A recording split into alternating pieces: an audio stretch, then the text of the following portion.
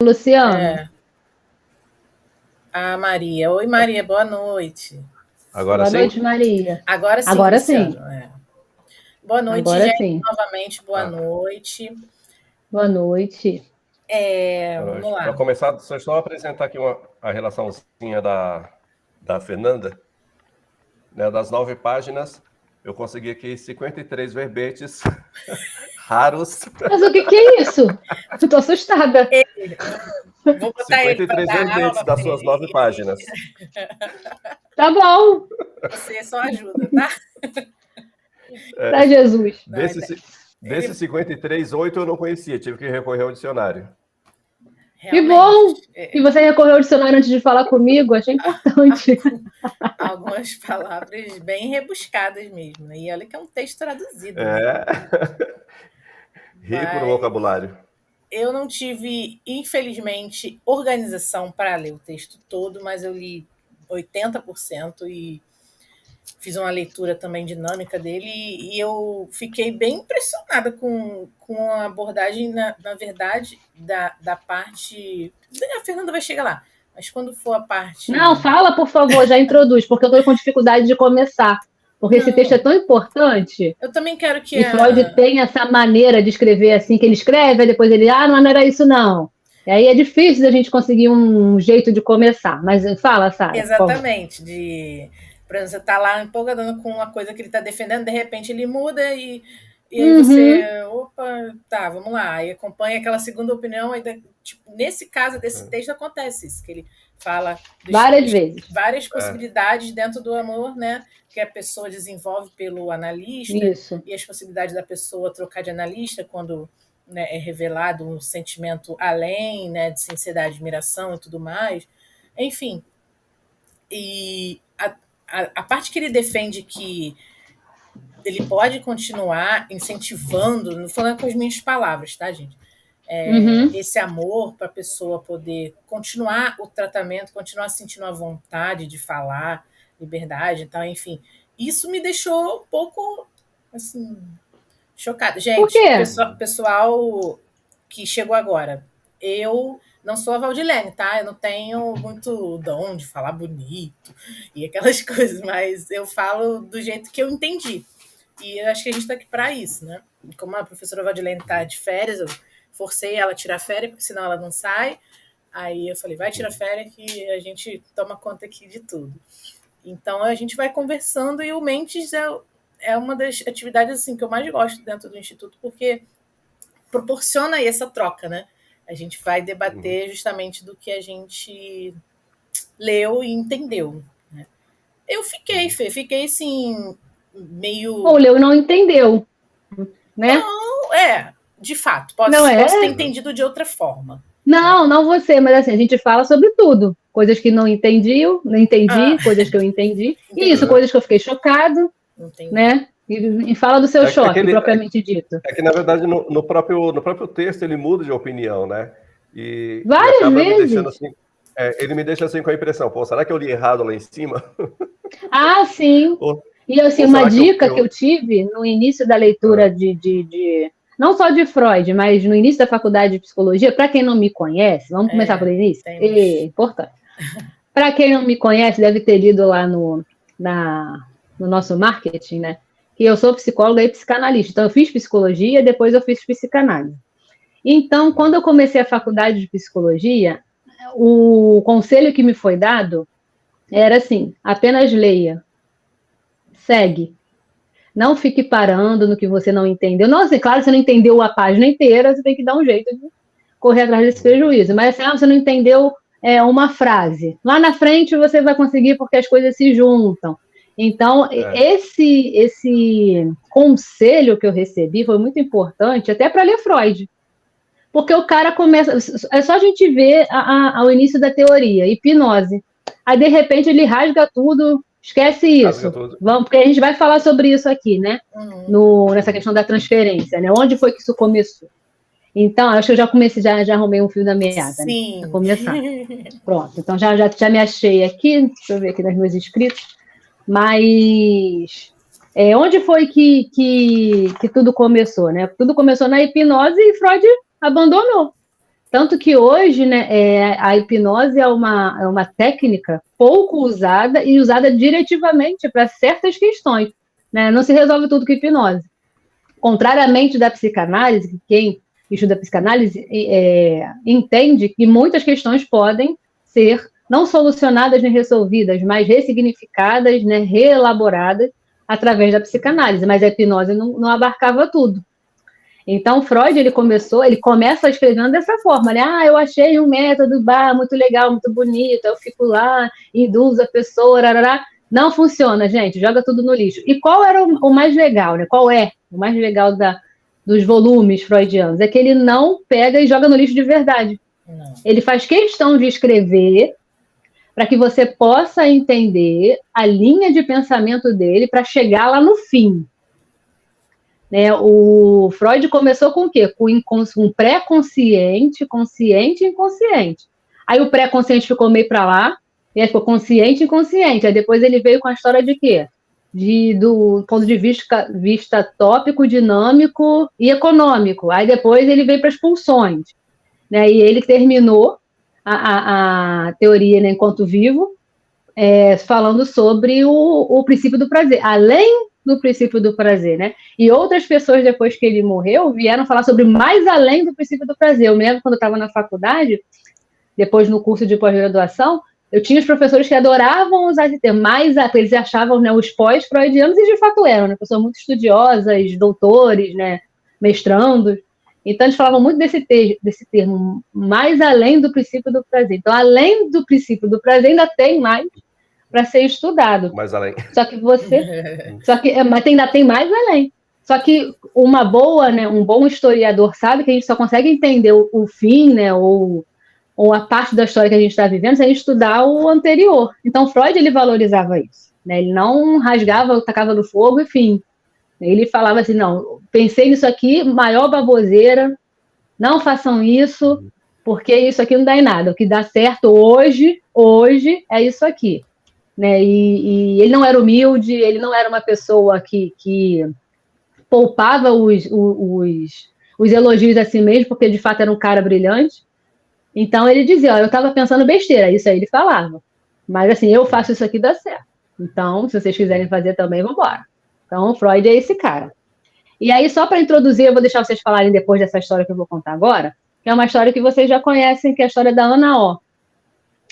Ana O, se não conhecem, eu vou apresentar, tá? Não fiquem constrangidos quem não conhece a história, mas eu vou fazer um breve resumo de um texto que eu peguei, que eu achei que ele resumiu bem a história da Ana O. Ana O não foi paciente do Freud, foi paciente do Breuer, que se escreve Breuer, né? Do Breuer. E ela foi uma paciente que fundou a transferência. Então, através dela, Freud conseguiu observar o processo transferencial. Vamos lá, eu vou ler aqui essa parte para poder a gente não perder o fio. O interesse de Breuer pela paciente era vivido por ele como sendo de caráter clínico e científico. Ele achava que ele estava interessado no caso na Ana O por causa do conteúdo que ela entregava. E o fato de falar dela com muita frequência não lhe parecia indício nenhum de envolvimento emocional, mas sim de um interesse neutro que deveria existir na relação médico-paciente. Breuer estava achando que estava de boa. Não, eu falo muito nela, eu trago o caso dela, porque é uma paciente que muito me interessa. Entretanto, essa não era a percepção da mulher de Breuer, uma pessoa de fora ouvindo ele falar. Cansada de ouvir o seu marido falar da paciente, ela se tornou entediada e ciumenta. Quando percebeu o que estava acontecendo, Breuer ficou muito embaraçado e decidiu encerrar logo o tratamento. A decisão foi comunicada a Ana O e o tratamento foi dado como terminado. Então, ele percebeu na fala da esposa dele que estava excessivo. Para não perder a mulher, né, ele decidiu terminar eu já ia falar relacionamento, olha como é que a mente da gente é, né? Mas terminar ali os atendimentos com a Ana O. Todo mundo lá percebendo, menos o Breuer, né? Eu, você, a mulher, enfim. Nesse mesmo dia que ele terminou o atendimento / relacionamento, foi chamado com urgência na casa da Ana O, que se encontrava numa das suas piores crises. A paciente apresentava contrações abdominais de uma crise de parto histérica. E teria dito a Breuer: agora chega o filho de Breuer. Ah, gente. Mais emblemático, difícil, né? Muito chocado com o fato, Breuer hipnotizou e ela saiu da crise. No dia seguinte, Breuer e sua mulher partiram de férias para Veneza. Ah, que lindo, né? Nasceu o filho, vamos... E aí, assim, né, o autor aqui desse texto que eu estou lendo, ele fala que esse fato que aconteceu entre Ana O e Breuer fez o fervor conjugal acender, sabe? Estava meio mortinho, ele falando da outra mulher, e a mulher dele ficou com ciúme, isso fez ali... Como eu já ouvi várias vezes de pacientes e de pessoas outras, de que existe uma traição na relação. Se a relação é boa e só aconteceu uma traição, aquilo ali pode ser um fato de reacender a chama entre o casal. Da mesma forma, se a gente pensar, foi isso que aconteceu com o Breuer. Foram viajar de lua de mel para Veneza do nada. Foi isso que aconteceu. Do nada, resolveram viajar. E Breuer deixou Ana O desamparada. Foi isso que aconteceu. O que Freud notou? Porque ainda tem uma outra coisa interessante, rolou uma fofoca psicanalítica aí nesse meio. Por quê? Porque o Breuer não contou tudo, né? Só contou, tipo, não, tá de boa, a gente tá bem, não sei o quê, ela tá boa, vou dar alta para ela. Boquinha de siri. Só que existe um livro, sempre tem um rabo da fofoca. Existe um livro de Ernest Jones, que se chama Vida e Obra de Sigmund Freud, que ele conta essa história, porque ele ficou sabendo que não terminou assim com essa coisa tão florida como ele disse, bonitinha, de que não, acabou o tratamento, tá tudo bem, foi um sucesso, hipnose, no auge da hipnose. Então foi este caso que fez Freud abandonar a hipnose e encontrar ali um fio solto, que é a transferência. Ela estava totalmente transferida, né, com Breuer, e Breuer deixou ela largada quando percebeu que ele teve que ele, na verdade, não percebeu, ele teve que recusar essa demanda de amor dela, porque ele não sabia lidar com isso. Porque ele estava devolvendo esse amor, falando demais nela, fazendo com que o caso dela se fosse o caso da vida dele, né? O caso, né? Engraçado, né? Essas palavras, né? Curiosas, né? Um caso, né? Então, assim, é engraçado a gente se pegar falando isso de uma coisa que era para ser só científica, né? Que era para ser, qual é outra palavra? Técnico-científico, era só para ser isso, mas virou um caso, virou um relacionamento. E aí, por falta de manejo transferencial, aconteceu esse surto dela aqui, grave. Quando ele foi embora, aí nós temos aqui outra fofoca psicanalítica, né? Eu termino minha fala e deixo vocês falarem. Outra fofoca psicanalítica que falou que a Ana O foi fazer o quê? Ficou internada, porque ela era tipo uma adolescente, tá? Até os 30 anos, se curando. Nossa. E aí, quando ela fez 30 anos, se recuperou e veio a se tornar a primeira assistente social da Alemanha. Uau. E aí, o que vocês podem pensar sobre isso? Sublimação. Exato. O que é um exemplo da sublimação? O que é sublimação? É a pessoa pegar uma tragédia que aconteceu na vida dela, uma coisa muito forte, uma coisa que é difícil de engolir, e dar na verdade, um caminho para algo socialmente aceito. Pode virar artística plástica e pinta sobre... Por quê? Ela foi... Olha só a causa social que ela se envolveu. Viajou para a Rússia, Polônia, Romênia, a fim de proteger crianças órfãs. Dirigiu um orfanato em Frankfurt. Realizou pesquisa sobre o tráfico de mulheres. Fundou a Liga das Mulheres Judias, criando uma tarde de estabelecimentos, de uma organização social, depois da Segunda Guerra Mundial. O governo alemão homenageou, estampando a foto em um selo. Ou seja, a mulher virou assistente social de verdade, viajando por países da Europa. Então, o que ela fez? Ela sublimou o que aconteceu, até porque Breuer dizia no tratamento com ela que ela não tinha interesse sexual nenhum. Ela era assexual, ele dizia. Vimos lá que ela engravidou e teve um filho dele, né? Então, aí a gente vai entrar de fato na questão da dinâmica da transferência, no observações sobre o amor transferencial e sobre recordar, repetir e elaborar. 3 textos importantíssimos para quem vai atender. Observações sobre o amor transferencial, recordar, repetir, elaborar e dinâmica da transferência. Vocês têm que mastigar esses textos, você tem que ler o texto. Depois que você lê o texto, você tem que pegar na internet, no Google. Na minha época não tinha essas coisas, não. Mas na época de vocês tem agora, então cai para dentro. E você pegar vários resumos, várias pessoas falando. Eu enviei para a Sara dois links de onde tem os artigos científicos que eu gosto muito. Não é difícil de achar coisa boba, são textos pequenos, que eles mastigam bastante, trazem elementos de outros psicanalistas para poder complementar. Então, assim, esses textos não podem sair da mente de vocês hora nenhuma quando vocês estão atendendo. Porque esses textos fazem a gente não se envaidecer com o suposto saber. Que dá vontade, né, de você pegar e botar coroa, né, de você botar a capa vermelha, segurar o cetro, né, e falar, ó, súdito, o que você veio saber de mim? Dá uma vontade, né, porque você é tratado dessa forma. Então, até que ponto a contra-transferência ela é prejudicial ao ponto de fazer você se sentir vaidoso? Fala, Sarinha. É isso aí mesmo. Até que ponto? Concordo com tudo. Não, porque é importante também, né, na minha visão e pelo que a gente estuda, que Sim. a pessoa veja a gente realmente como esse local do suposto saber. Mago superior. Você vai resolver com adolescente, a gente vê muito isso. O que você acha?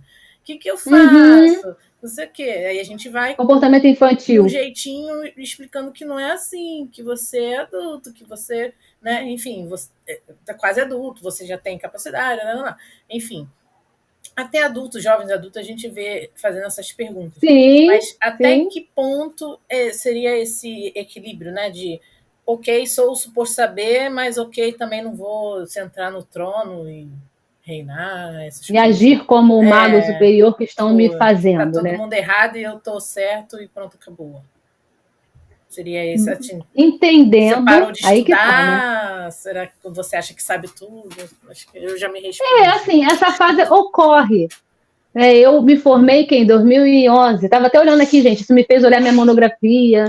Depois minha monografia da pós. Fiquei aqui viajando. Mas assim, né? Eu me formei em 2011. Aí logo depois eu fiz a pós-graduação em psicanálise. Logo depois eu engravidei e tive filho. Pronto. Eu acho que para as mulheres aqui sabem que depois desse marco você mal consegue tomar banho. Imagina estudar alguma coisa. E aí você não pode parar de trabalhar, porque você tem que sustentar. Então, como é que você vai fazer? Você não pode esquecer desses 3 textos. Pronto, a minha resposta é essa. É você entender que o final da análise, eu vou chegar lá no final das nossas conclusões, mas eu vou adiantar para vocês. O final da análise, entre aspas, tá? Porque a gente sabe que isso não tem um fim, mas o final da análise é o paciente te tratar como uma pessoa normal. Só que para ele te tratar como uma pessoa comum, normal, você precisa se fazer essa pessoa normal. Quem bota você sentado nessa cadeira é o paciente, não é você que vai lá e senta no trono do suposto saber, gente. Você não senta lá. Quem te põe é o paciente, quem te tira é o paciente, porque você é apenas um instrumento usado para desvendar os mistérios do inconsciente dele. Quem sabe é ele. Se ele não te disser nada, você não vai saber de nada. Então, o suposto saber ele é construído entre os dois, mas o paciente acha que é você.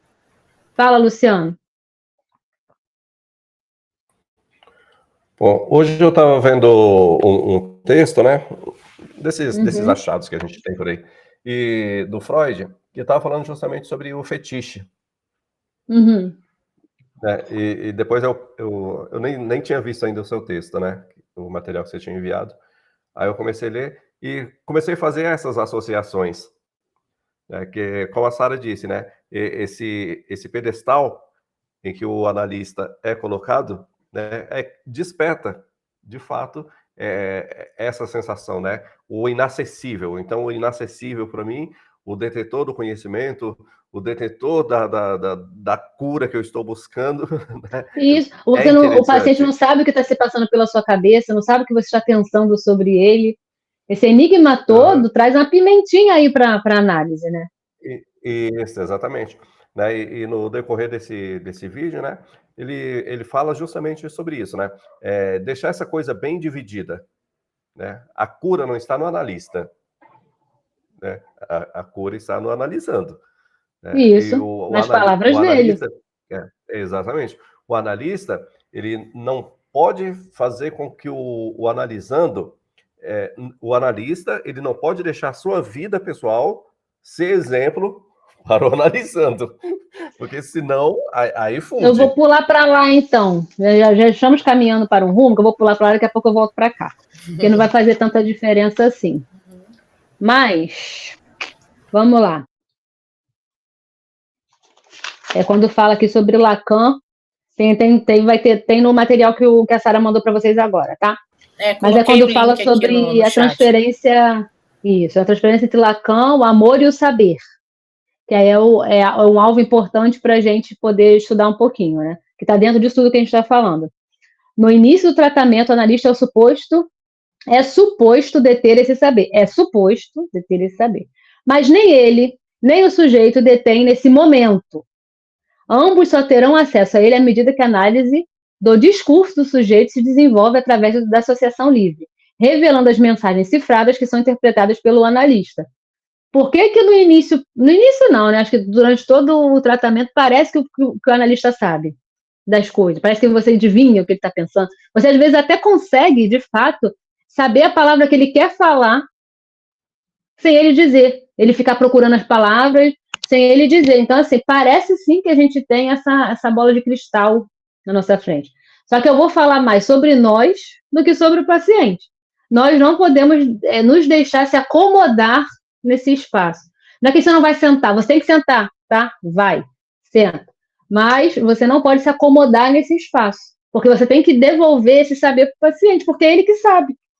No fim da análise, realiza-se a descoberta de que ninguém pode ocupar o lugar do suposto saber, pois o lugar de produção do saber é o inconsciente, que está dentro, né, contido no analisando.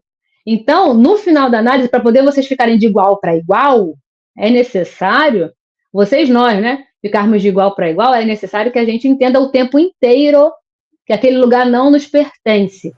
E aí, só para poder complementar estourar isso... muitos balões aí do pessoal aí que se acha... Inflado. Exatamente.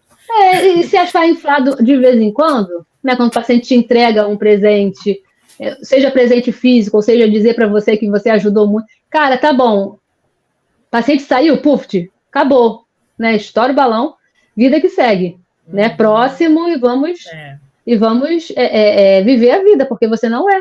Senão você seria da sua própria vida, você não teria que passar por o processo de análise também. Né? E, esses textos mostram para a gente que é muito importante a gente estudar, fazer análise e ter supervisão. Tanto que foi o meu saudoso professor, né, que eu comecei as minhas supervisões, que falou, você só vai começar a atender depois que você ler esses 3 textos. E depois você lê para mim, tá, Sara, por favor.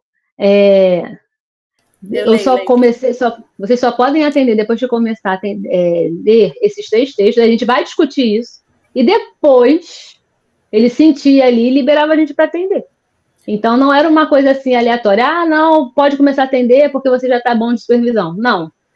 A gente tinha que entender isso. Se ele notasse a vaidade, ele não permitia que a gente fizesse.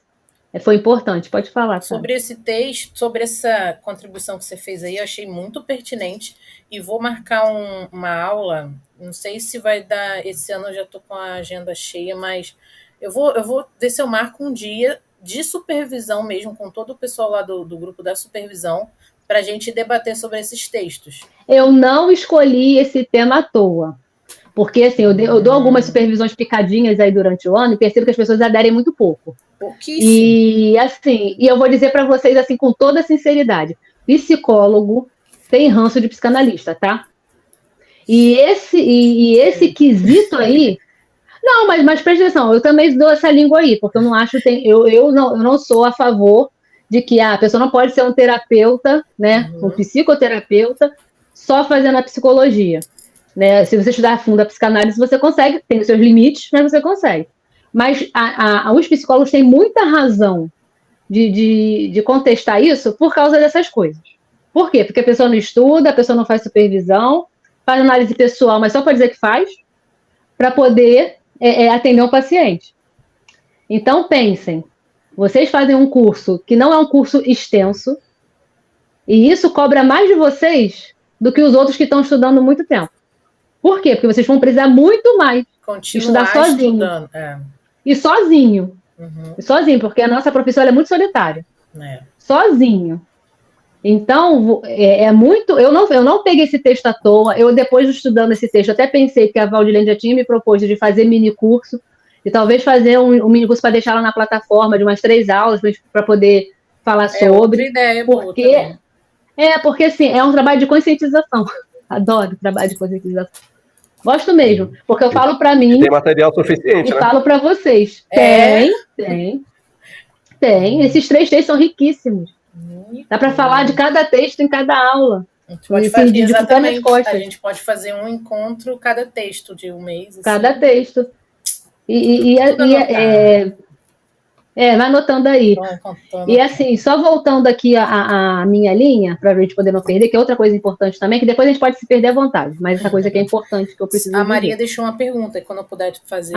sim, Maria. Fala da Maria, então, para a gente poder não... A Flávia opinou aqui sobre aquilo que a gente estava falando, né? Que analisando os clientes eles acreditam que somos a solução de todos os problemas deles. Tem que acreditar mesmo. Né?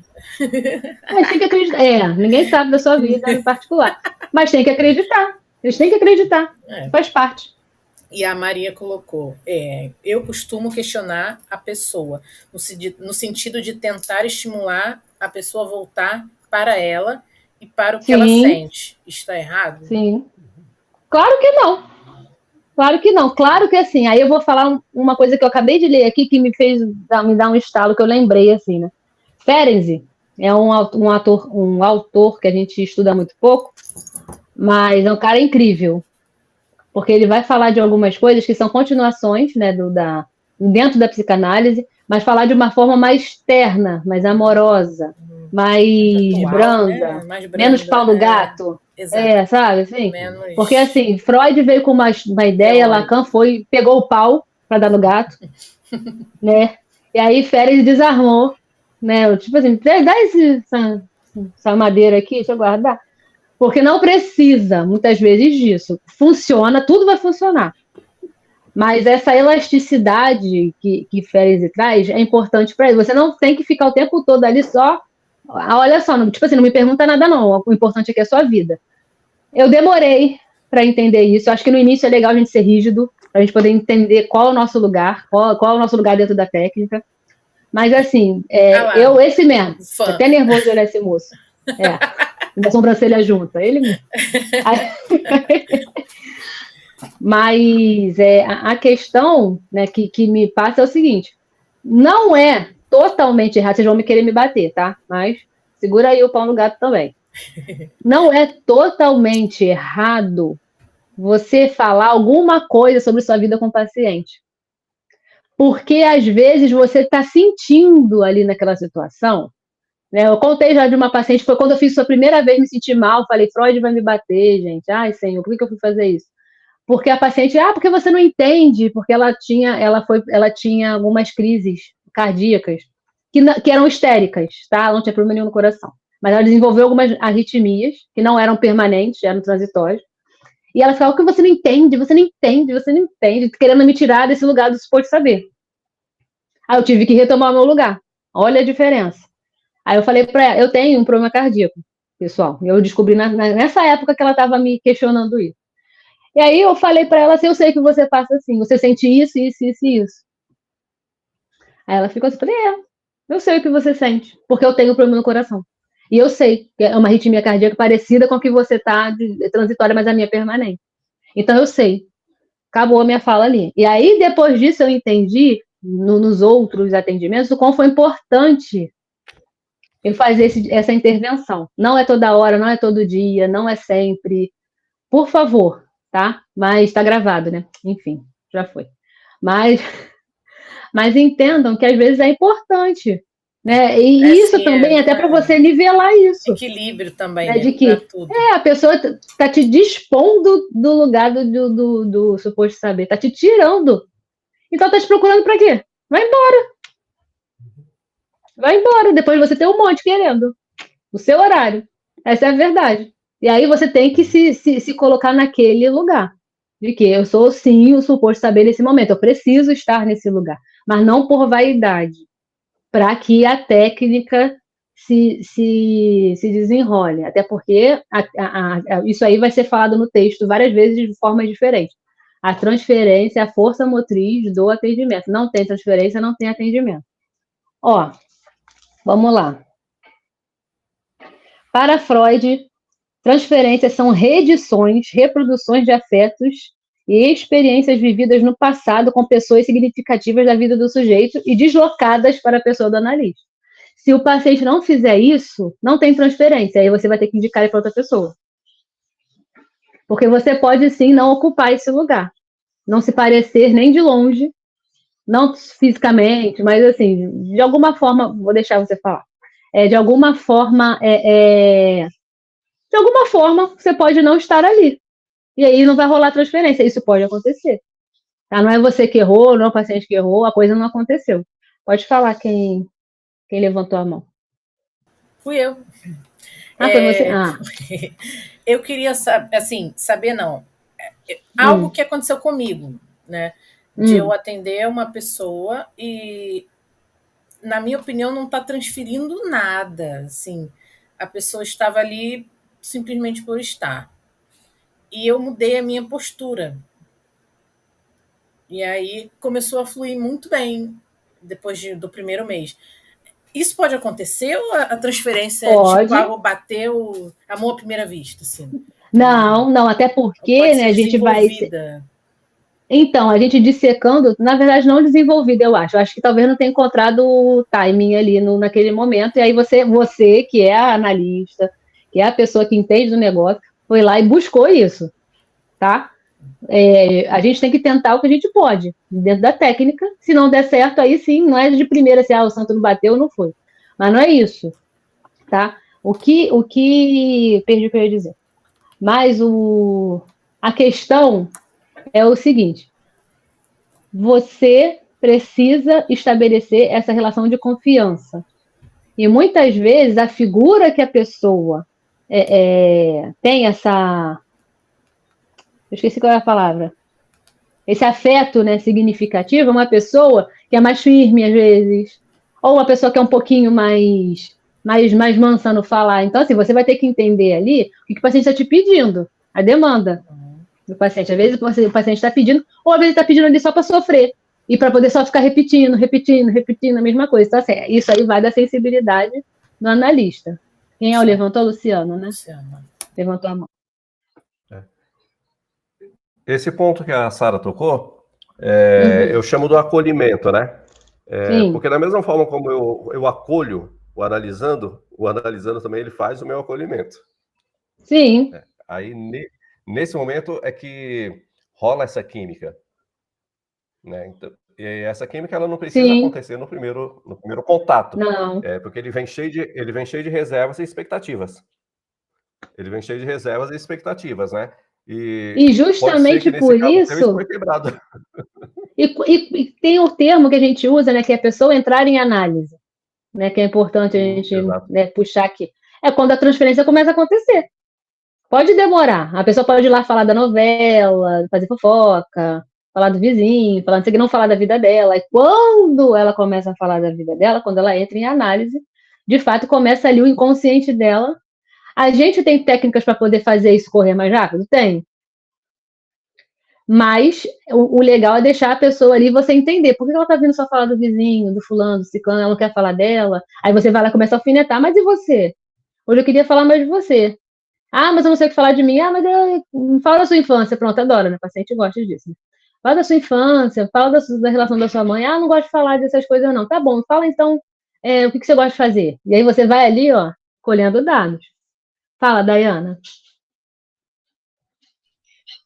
Boa noite, gente. Desculpa, Boa a demora noite. estava eu estou ouvindo vocês falando e eu estou lembrando daquela minha paciente que eu comentei lá no grupo, né? Que é uma pessoa assim, que até a Valdilene estava falando que se não acontecer, igual você estava dizendo a questão da transferência, né? Não vai adiantar. Na última sessão que eu tive com essa pessoa, eu mudei um pouco a forma de lidar com ela. O que eu comecei a fazer? Já que ela não falava nada, não queria nunca falar nada, nunca tinha nada para falar, eu comecei a fazer perguntas. E aí ela foi respondendo no mesmo time, né? Monossilábica, foi respondendo. Quando a gente já estava quase finalizando a sessão, conforme eu fui fazendo as perguntas, ela foi falando mais. Aí já não estava mais monossilábica, né? Já estava já usando algumas frases já inteiras. Então, o que eu percebi? Particularmente, eu, Dayana, diria que ela é uma pessoa dura, fria e ranzinza, tá? Mas assim, eu sei que não é ético, não vale isso pra ela. Já deu laudo dela. Não, né? Mas assim, eu fiz o possível dentro da técnica para acolhê-la, né? Mas a sensação que eu tenho aqui, ela não é que ela não se sinta acolhida, é que ela não, parece que ela não quer ser, sabe? Mas o que eu percebi é que não é uma coisa além. Ela não quer ser acolhida por ninguém, na verdade. Não é só pela psicoterapeuta dela, por ninguém. E porque provavelmente ela deve se sentir suposta a saber. Sim. Né? Ela não vai deixar ninguém sentar lá. E assim, eu percebi que ela já saiu bem diferente dessa sessão, né? Da última sessão, ela já saiu mais diferente, mais pensativa, né? Eu percebi, assim, no olhar dela que ela já saiu com algumas interrogações na cabeça. E você pode usar essa sua percepção, uma hora dessas, para poder falar com ela isso. Entendi. Tem que ter um momento aí de sabedoria, óbvio, né? Pra você sentir. Mas é importante. Você fala isso pra ela, eu sinto que você muitas vezes busca uma coisa que você não quer. E aí, vou voltar. Obrigada, tá, Dayana? Eu vou te cortar. Para poder voltar para uma questão importante aqui do texto, que é justamente essa questão da paixão. Né? Freud, ele põe como sinônimo o amor transferencial ou o amor na sua totalidade. Na verdade, assim, o amor-paixão. O amor transferencial é o amor-paixão. Eu vou explicar para vocês por quê. Porque o amor-paixão ele é um amor platônico. Você não deseja estar ali fundido com aquela pessoa. E quando você ama, quando se torna um sentimento mais maduro, você quer o quê? Passar tempo com aquela pessoa. Você se torna tudo que a pessoa gosta, você gosta. A paixão não é muito disso, não. A paixão é um sentimento mais rápido, é um sentimento assim, mais riscou o fósforo e bum, apareceu. Só que você tem que ter um grau de idealização daquela pessoa muito grande para você se manter apaixonado sempre. Quando esse ideal cai e as pessoas continuam ali, permanecem unidas, vem o amor. Né? Assim que a gente entende a diferença entre paixão e amor na sociedade. E Freud vai dizer que a paixão é o que move essa neurose de transferência, esse nome que eu estou tentando lembrar. Ele chama a transferência que acontece ali entre o paciente e o analista de neurose de transferência. Mas não neurose porque se torna uma coisa patológica. É pelo contrário. É porque se torna um amor real. Por quê? O que é o amor real? O amor real a gente acha... Deixa eu até pegar aqui a citação para poder não errar o contexto, porque foi bem interessante isso aqui que eu vi, que o amor real, ele quer que as suas demandas sejam satisfeitas. Mas isso é uma mentira que a gente conta pra gente mesmo. Porque o amor não quer isso. O amor quer sofrer. O amor quer arrumar problema. O amor é a linha tênue entre o ódio Então, aí são muitas coisas acontecendo. Por mais que seja um sentimento mais maduro, ele não quer justamente isso. É que a coisa fique estabilizada. Ele quer emoção. Porque a paixão é muito emocionada. Ele não tem mais aquilo. Então, ele busca essa irracionalidade. E aí, a paixão da neurose de transferência, ao amor, ela é uma paixão. Por quê? Porque você tem que idealizar aquele objeto. Você não pode querer ser um com ele. Você não, o paciente não tem que querer ter o que você tem, esse suposto saber. Ele tem que continuar idealizando você como suposto saber, para que ele te traga presentes, demandas, e você, junto com ele, consiga solucionar. E aí, quando você consegue solucionar junto com ele, ele vai achar que a ideia é dele, ele não vai achar que é sua. Cargas d'água lá, ele vai falar assim, não, é porque aquele dia que eu falei aquilo, mentira, não falou nada, foi você que falou e traduziu o que ele quis dizer, e aí ele se apropriou daquilo como dele, e aí esse processo, né, de igualação, igualamento, não sei, né, de os dois se tornarem iguais, faz com que a análise vá caminhando para o fim. Simplifiquei muito a questão, mas tem uma frase aqui, um texto aqui de Murano, que é um teórico, né, em psicanálise, que fala assim: é necessário que apareça um traço através do qual a pessoa do analista seja identificado como uma pessoa do passado do sujeito. Encontra-se aí coagulando o que o sujeito espera do outro, a quem se dirige, o que evidencia que o inconsciente não é apenas um reservatório de lembranças passadas, mas algo que se atualiza no presente. Então, o atendimento é um ato, é uma atuação. Você pensa que só as histéricas atuam? Né? É um laboratório de atuação.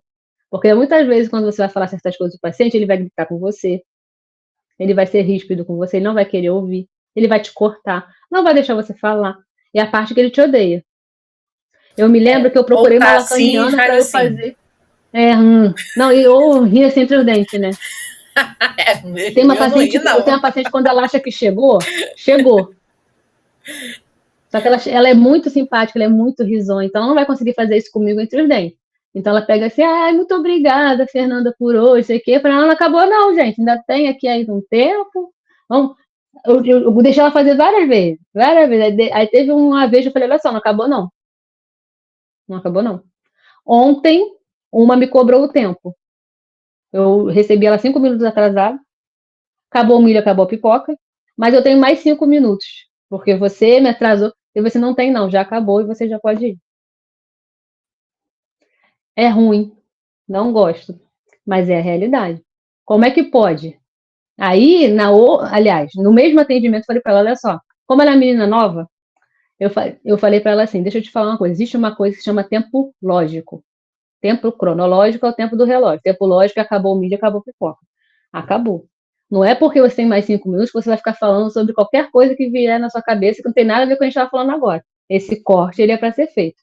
E aí eu procurei uma psicanalista lacaniana para me atender, na época, porque eu queria ter essa experiência.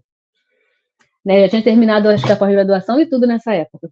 Então, não era uma pessoa leiga. Eu sabia muito bem o que os lacanianos faziam. E quando ela fez comigo, eu fiquei com muita raiva. Porque tinha 20 minutos de atendimento, ela me cortou e mandou embora.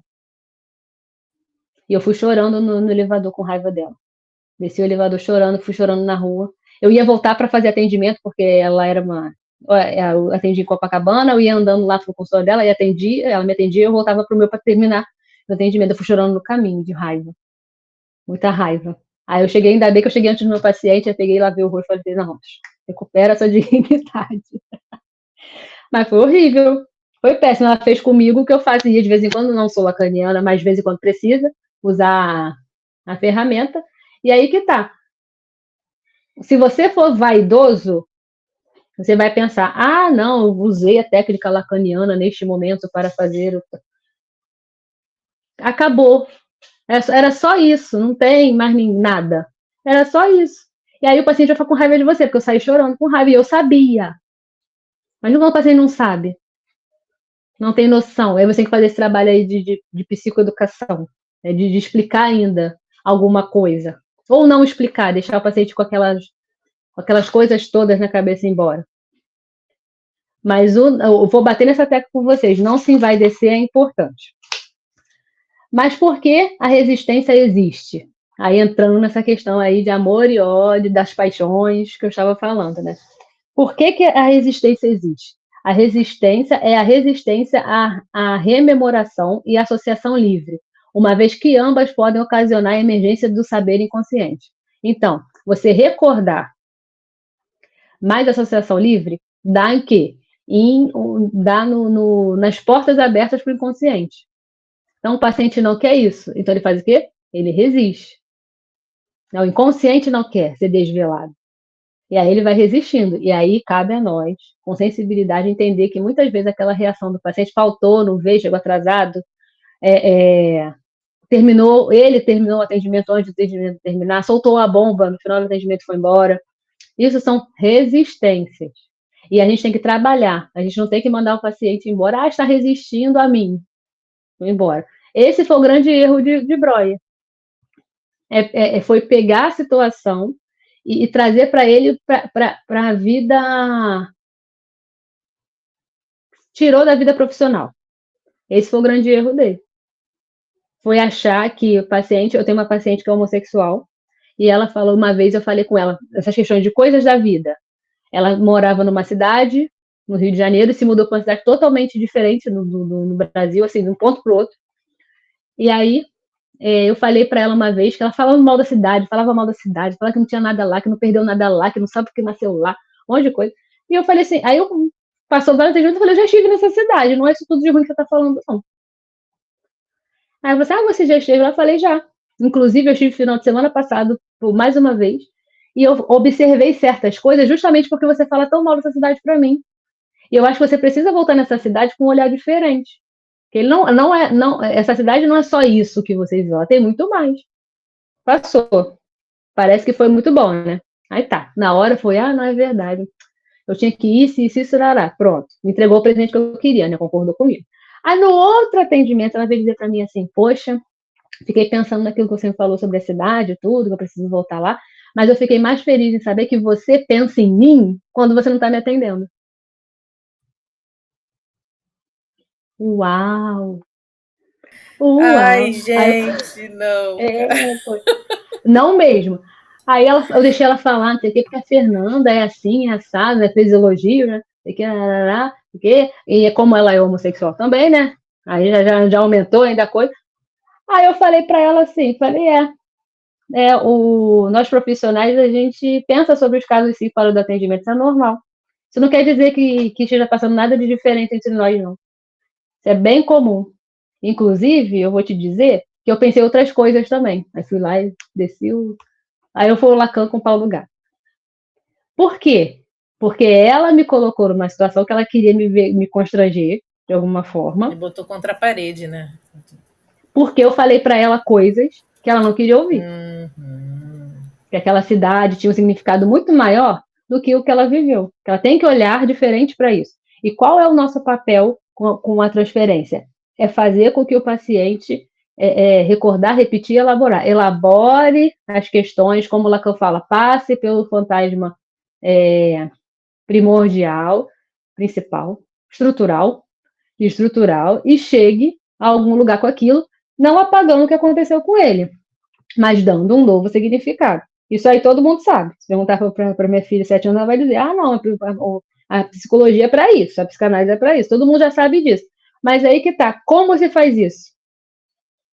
Porque é tudo muito sutil, muito tênue. Como é que você trabalha essa questão da transferência sem se deixar envaidecer, sem deixar a contra-transferência te pegar? Tripé da psicanálise, estudando, fazendo análise e supervisão. Uma coisa que quando eu comecei na psicanálise, eu pensava, mas a supervisão é a mesma coisa que análise pessoal. As pessoas pensam isso. Mas aí depois eu fui entender. Não. A análise pessoal eu vou falar de mim. A supervisão eu vou falar do paciente. E aí eu via, muitas vezes aconteceu comigo, aconteceu com os meus amigos, na análise pessoal, na supervisão que eu fazia em grupo, né, um amigo ou outro, ou eu, falando de mim, naquela situação com o paciente. Aí o meu supervisor, muito sabiamente, falava com a gente, leva isso para a sua análise pessoal. Tá bom. Claro, eu não vou exigir isso do Breuer, coitado, né? Estavam se descobrindo a psicanálise, né? Mas se ele tivesse uma supervisão, ele seria alertado em relação a isso. Que a supervisão dele foi a esposa dele, envolvida emocionalmente na situação. Com esse caso que eu contei, que eu mudei a minha postura, eu levei para minha análise. Eu comentei, essa questão, não sei, tá me incomodando porque eu não consigo desenvolver, não sei o quê. Aí eu fiz um comentário, aí a minha analista pegou, tipo, raquete eu joguei a bola e ela tacou de volta na minha cara, assim, aí eu... Na cara? Não, é claro, né? Para poder corda, né? Aí eu, caraca, será que é isso? Acorda, mesmo? Mas é desse jeito mesmo. E era. Acorda. Que era isso. Pô, mudou d'água pro vinho. Tipo, eu ia passar ele para outra pessoa, ia terminar. Não, você tá bem, você é normal. Sabe por que é importante? Porque assim, a sua psicanalista... meu Deus. A sua psicanalista, ela te conhece de uma forma mais sua personalidade. Você deve saber que a sua personalidade é assim, assim, assado. Ela viu e aí, que eu não estava vendo. Que ela é assim, como a mulher de Breuer viu. Deu o grito da liberdade e foram viajar em Veneza. E eu, inclusive, eu tinha reduzido, eu tinha posto ele quinzenal. Quando foi a última sessão do quinzenal, ele falou, poxa, a gente pode voltar toda semana? Eu sinto falta. Aí eu... Foi. Que coisa boa. Aí voltamos pro semanal e tem sido ótimo, tem, sabe, desenvolvido muito. Tem fluído. Por causa de mim, olha só que coisa. Mas quem é que atrapalha tudo? Somos nós. Porque essa é a verdade, que o paciente está ali, ele é o leigo. Ele é a pessoa que não entende nada. Ele pode atuar, ele pode se espernear no chão, ele pode ficar rindo para você, ele vai fazer o que ele quiser. Nossa, você é o profissional comprometido com a técnica. Pois é. Então, se você é comprometido com a técnica, você tem que fazer jus a ela. Eu tinha uma paciente que ela falava muito pouco, eu tinha que ficar puxando, era chato. Eu estava me observando também na situação, né? Mas estava chato. Quando ela vinha, lá vem a fulano, lá vem a begônia, né? Eu tenho que ficar gastando meu português. E não é isso que eu aprendi. A pessoa tem que falar e a gente tem que desenrolar. Ela teve uma crise forte, muito forte, cortou o pulso, se cortou todo. E estava ruim, estava sem comer vários dias. Aí um amigo dela levou ela numa clínica psiquiátrica. Ela fez atendimento. Depois disso, ela voltou. Não vou falar que voltou outra pessoa,